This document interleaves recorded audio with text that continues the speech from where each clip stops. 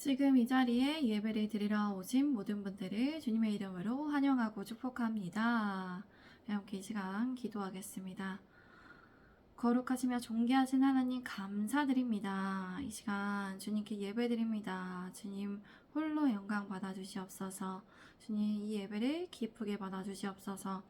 하나님의 말씀을 듣습니다. 이 시간 하나님의 말씀을 듣고 깨닫고 순종할 수 있도록 주님 성령님 지혜와 지식과 총명을 우리에게 더하여 주시고 함께하여 주셔서 우리를 가르치시고 인도하여 주시옵소서.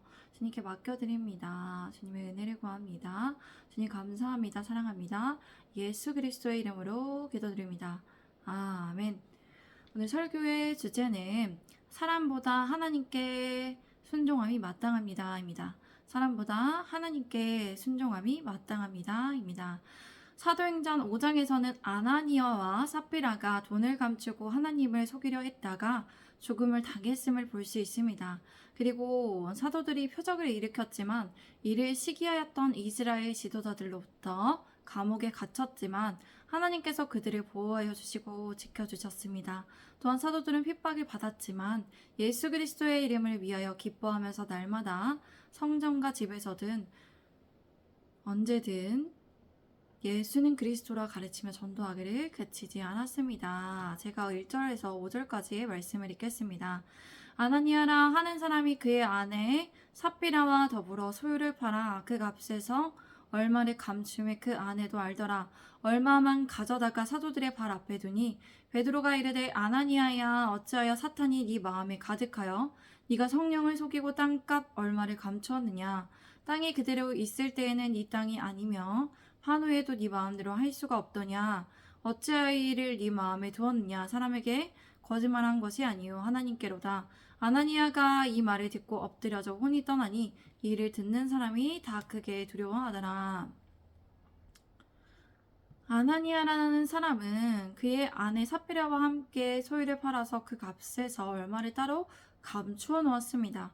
이것을 그 아내도 알고 있었습니다. 아나니아는 숨겨둔 것의 나머지를 사도들의 발 앞에 두었습니다. 베드로는 그때 이렇게 말했습니다. 아나니아야 어떻게 네가 사탄에게 마음을 홀려서 성령을 속이고 땅값에 얼마를 감추었느냐. 성령이 충만한 사람들은 물건을 서로 통용하고 자기 재물을 조금이라도 자기의 것으로 생각하지 않고 모두 다 하나님께 드렸습니다. 우리가 4장에서 보았죠. 사도들 앞에 두었죠. 그런데 아나니아는 나머지를 숨겨둔 것은 사탄에게 홀렸기 때문이었습니다. 그 땅은 팔기 전에도 너의 소유였고 판 후에도 네 마음대로 처분할 수 있지 않았느냐. 그런데 왜 이런 일을 마음에 두었느냐. 너는 사람을 속인 것이 아니라 하나님을 속인 것이다.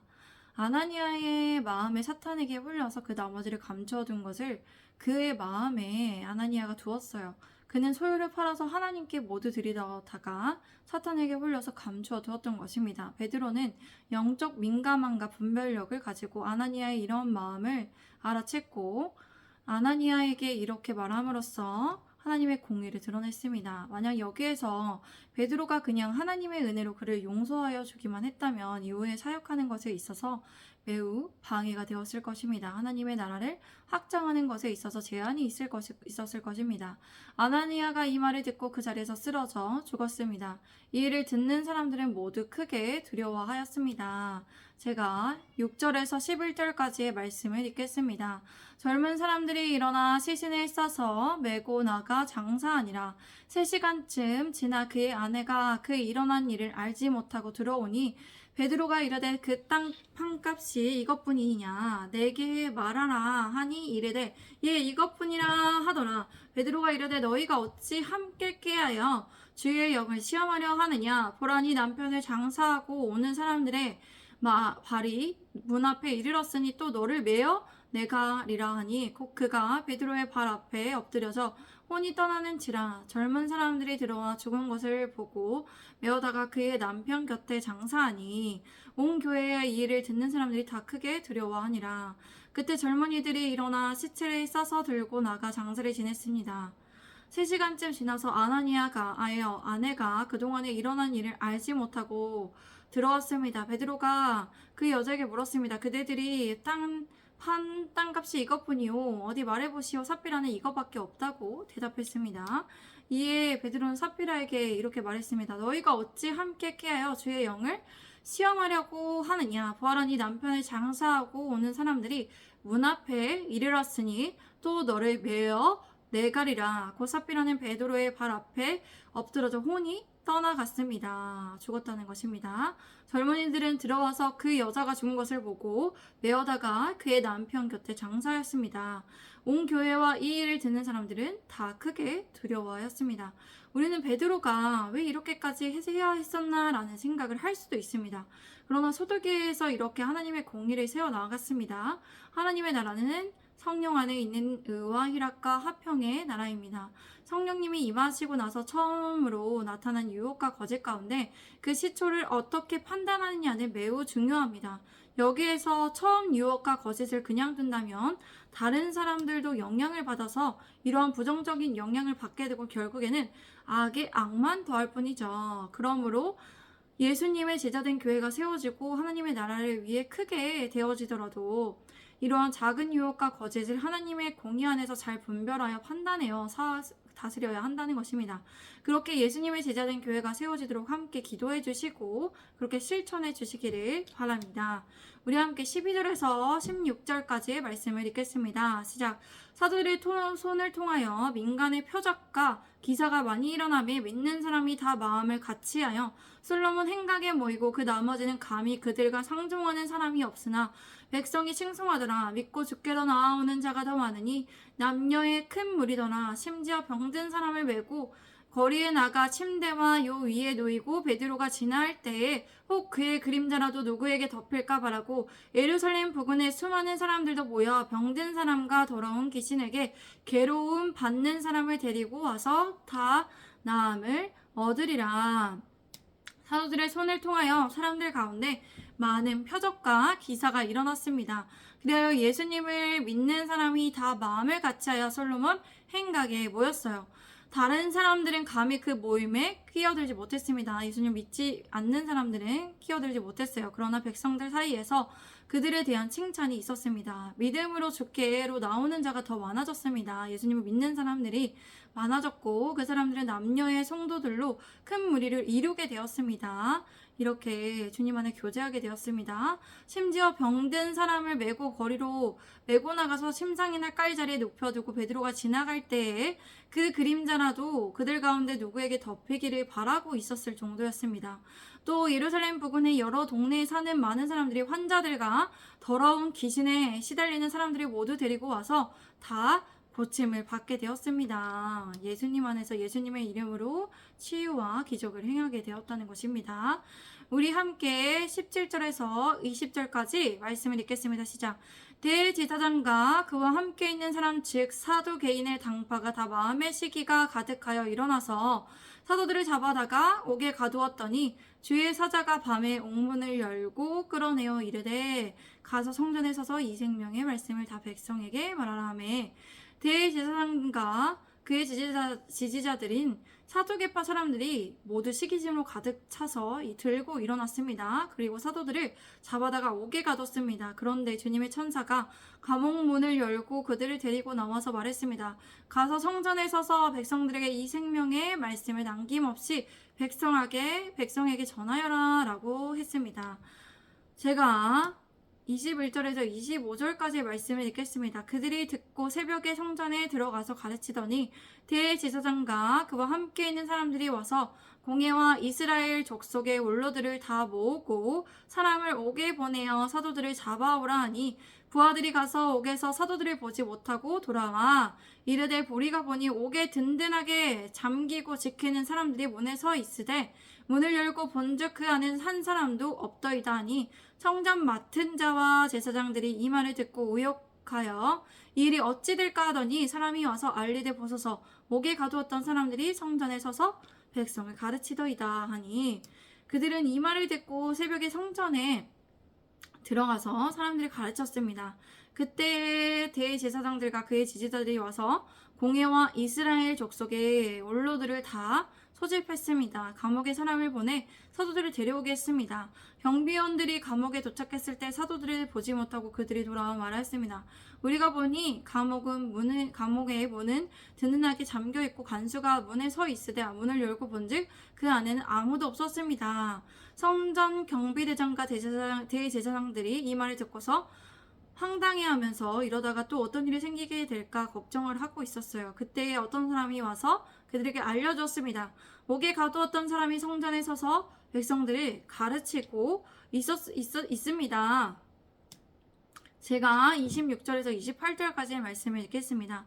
성전 맡은 자가 부하들과 같이 가서 그들을 잡아왔으나 강제로 못함은 백성들이 돌로 칠까 두려워함이더라. 그들을 끌어다가 공회 앞에 세우니 대제사장이 물어 이르되 우리가 이 이름으로 사람을 가르치지 말라고 언금하였으되 너희가 너희 가르침을 예루살렘에 가득하게 하니 이 사람의 피를 우리에게로 돌리고자 함이로다. 그러자 경비대장이 경비들과 함께 가서 그 사도들을 잡아왔습니다. 그들이 강제로 끌고 오지 않았는데 그것은 백성들이 그들을 돌로 칠까 두려워했기 때문에 폭력을 휘두르지 않았어요. 그들이 사도들을 데려다가 대제사장의 신문을 받도록 공회 앞에 세웠습니다. 대제사장이 이렇게 말했습니다. 우리가 예수의 이름으로 사람을 가르치지 말라고 단단히 주의를 주지 않았느냐. 너희가 어찌 너희 가르침을 예루살렘에 가득하게 하니 이 사람의 피에 대한 책임을 우리에게 뒤집어 씌우려고 하고 있도다. 우리 함께 29절에서 32절까지 말씀을 읽겠습니다. 시작. 베드로와 사도들이 대답하여 이르되 사람보다 하나님께 순종하는 것이 마땅하니라. 너희가 나무에 달아 죽인 예수를 우리 조상이 하나님을 살리시고 이스라엘에게 회개함과 제사함을 주시려고 그를 오른손으로 높이사 임금과 구주로 삼으셨느니라. 우리는 이 일의 증인이요 하나님이 자기에게 순종하는 사람들에게 주신 성령도 그러하니라 하더라. 아멘. 베드로와 사도들이 이렇게 대답했습니다. 사람보다 하나님께 순종하는 것이 마땅합니다. 너희가 나무에 달아 죽인 예수를 우리 조상의 하나님께서 살리셨습니다. 이스라엘에게 회개함과 제사함을 주시려고 예수님을 하나님 오른편에 예수님을 높이셔서 왕과 구주로 삼아 주셨습니다. 우리는 이 일의 증인이요 하나님께서 자기에게 순종하는 사람들에게 주신 성령 또한 일의 증인이십니다. 우리는 사도들의 이러한 답변을 통해 배울 수 있습니다. 어떤 두려운 상황에도 사람의 말이 아닌 하나님께 순종하여 하나님의 말씀을 기준하여 순종해야 합니다. 그러려면 우리가 하나님의 말씀을 잘 읽고 묵상하고 배워서 마음에 새겨야 합니다. 그리고 성령님의 지혜와 지식과 총명을 구하면서 성령님의 인도하심을 구해야 합니다. 그래서 분별해서 사람이 하는 말이 아닌 하나님의 말씀에 순종할 수 있습니다. 또한 하나님의 말씀을 따르는 것이 마땅하는 걸 알면서도 불순종하지 않도록 해야 합니다. 우리 예수님의 제자된 교회의 성도 한 분 한 분들이 하나님을 두려워하며 하나님께 순종하시기를 기도합니다. 제가 33절에서 37절까지의 말씀을 읽겠습니다. 시작. 그들이 듣고 크게 노하여 사도들이 없이 하고자 할세 바리새인 가말리엘은 율법 교사로 모든 백성에게 존경을 받는 자라. 공회 중에 일어나 명하여 사도를 잠깐 밖에 나가게 하고 말하되 이스라엘 사람들아 너희가 이 사람들에 대하여 어떻게 하려는지 조심하라. 이전에 드다가 일어나 스스로 선전하며 사람이 약 400명이나 따르더니 그가 죽임을 당하며 따르던 모든 사람들이 흩어져 없어졌고 그 호적할 때에 갈릴리의 유대가 일어나 백성을 깨어 따르게 하다가 그도 망한즉 따르던 모든 사람들이 흩어졌느니라. 이에 대제사장들과 공회에 있던 지도자들은 크게 노하여 사도들을 죽이려고 했습니다. 그런데 그때 바리새인 가말리엘이 공회 중에 일어나 명하였습니다. 사도를 잠깐 밖에 나가게 하였습니다. 이 사람은 율법 교사로 모든 백성에게 존경을 받는 자였습니다. 율법, 순결, 절제에 대한 존경심이 높이 평가되었습니다. 가말리엘은 이렇게 말했습니다. 이스라엘 사람들아 너희가 이 사람들을 어떻게 하여야 할지 조심하여 순종해야 합니다. 이전에 들다가 일어나서 자신이 대단한 사람인 양 선전하니 400명 가량의 사람들이 따랐습니다. 그러나 그는 죽임을 당했고 그를 추종했던 사람들은 모두 흩어져 없어졌습니다. 그 사람들이 호적할 때에 갈릴리 사람 유다가 일어나 백성들을 깨워서 자기를 따르게 하였다가 로마인들을 대항하여 반란을 일으켰습니다. 그러나 역시 죽임을 당하였고 그를 추종하던 사람들도 모두 흩어졌습니다. 38절부터 39절까지 제가 읽겠습니다. 이제 내가 너희에게 말하노니 이 사람들을 상관하지 말고 버려두라. 이 사상과 이 소행이 사람으로부터 났으면 무너질 것이요 만일 하나님께로부터 났으면 너희가 그들을 무너뜨릴 수 없겠고 도리어 하나님을 대적하는 자가 될까 하노라 하니. 그래서 지금 내가 여러분에게 말합니다. 이 사람들을 상관하지 말고 그냥 내버려 둡시다. 이 사상과 이 소행이 사람으로부터 났으면 무너질 것이요 만일 하나님께로부터 났으면 여러분이 그들을 막을 수 없을 것입니다. 도리어 여러분이 하나님을 대적하는 자가 될까 두렵습니다. 우리 함께 40절에서 42절까지 말씀을 읽겠습니다. 시작. 그들이 옳게 여겨 사도들을 불러들여 채찍질하며 예수의 이름으로 말하는 것을 금하고 놓으니 사도들은 그 이름을 위하여 능욕받는 일에 합당한 자로 여기심을 기뻐하면서 공의 앞을 떠나니라. 그들이 날마다 성전에 있든지 집에 있든지 예수는 그리스도라고 가르치기와 전도하기를 그치지 아니라 그들이 옳게 여겨 사도들을 불러다가 채찍질하고 예수의 이름으로 말하지 말라고 명령하고 그들을 풀어줬습니다. 사도들은 예수 이름을 위하여 모욕당하는 일에 하나님께 합당한 대로 여기심을 기뻐하면서 공의 앞을 떠났습니다. 예수 그리스도께서 그러시죠. 팔복에 나를 위하여 너희가 나의 이름을 위하여 예수 그리스도의 이름을 위하여 핍박을 받는 자는 복이 있다고 했습니다. 그렇기 때문에 이들이 기뻐했던 것입니다. 사도들은 날마다 성전에 있든지 집에 있든지 예수는 그리스도라고 가르쳤습니다. 그리스도란 영원한 왕, 영원한 선지자, 영원한 대제사장, 예수는 종이란 뜻과 구원자라는 뜻이죠. 그래서 영원한 구원자 되심을 가르쳤다는 것입니다. 그들은 전도하기를 그치지 않았습니다. 예수님을 믿을 수 있도록 예수 그리스도의 복음을 전하였고 예수님께 데려와서 교회에 데려와서 함께 하나님께 이끌 수 있도록 그렇게 전도하기를 그치지 않았어요. 우리 예수님의 제자된 교회의 성도들이 날마다 성전에서든지 집에서 어디서나 예수 그리스도께서 우리의 모든 것 되심을 고백하며 또 주변 사람들에게 전도할 수 있음을 믿습니다. 할렐루야. 우리 이 시간 기도합니다. 전능하신 하나님 감사드립니다. 사랑하는 주님 참 감사드립니다. 이 시간 하나님의 말씀을 듣고 우리가 날마다 하나님의 말씀을 알고 깨닫게 하시니 감사드립니다. 하나님의 마땅하게 하나님께 순종하기를 원합니다. 하나님의 말씀을 밝히 알 수 있도록 날마다 하나님의 말씀을 마음속에 새기게 하시고 우리가 어떻게 살아가야 할지 아시는 주님, 예수님의 제자된 교회의 성도답게 살아갈 수 있도록 예수님의 제자로서 살아갈 수 있도록 이끌어 주시옵소서. 함께하여 주시옵소서. 주님 함께하여 주시고 예수님의 제자된 교회 주님께서 세워주시고 하나님의 말씀대로 세워주시고 하나님께 영광이 되게 하소서. 주님 감사합니다. 사랑합니다. 예수 그리스도의 이름으로 기도드립니다. 아멘. 할렐루야. 감사합니다. 오늘도 이렇게 사도행전 5장을 마쳤습니다. 내일 6장을 보도록 하겠습니다. 날마다 사도행전의 말씀을 통해서 예수님의 제자된 교회를 어떻게 세워나가야 할지 하나님께서 알려주시는 것 같아서 알려주심에 감사드리고 있습니다. 우리 예수님의 제자된 교회에 함께 세워나갈 수 있기를 원하고 바라며 또 우리가 이제 이 시대에 맞게 건물을 세워나가야 하는데 이렇게 이 초대교회에서는 건물이 이제 성전에서 그냥 있었던 거기 그 건물에 가서 집에서 모여서 함께 교제를 하고 예배드리면서 이 성도들이 성장해 나갔다며 지금 시대에는 개교회 중심으로 이렇게 흘러가고 있기 때문에 이 시대에 맞게 예수님의 제자된 우리 교회의 성도들이 또 나와서 함께 날마다 성전에 모이고 함께 기도하고 주님 안에 순전한 마음으로 떡을 떼며 이렇게 이루어 나아갈 수 있기를 하나님께서 보여주는 건물에서 태어날 수 있기를 바랍니다. 그러기 위해서 함께 기도해 주시고 그 날이 올 수 있기를 바라며 또 제가 제 하나님의 말씀의 뜻에 따라 교회를 세워갈 수 있도록 함께 동참해 주시는 분들이 있었으면 좋을 것 같습니다. 감사드립니다. 샬롬.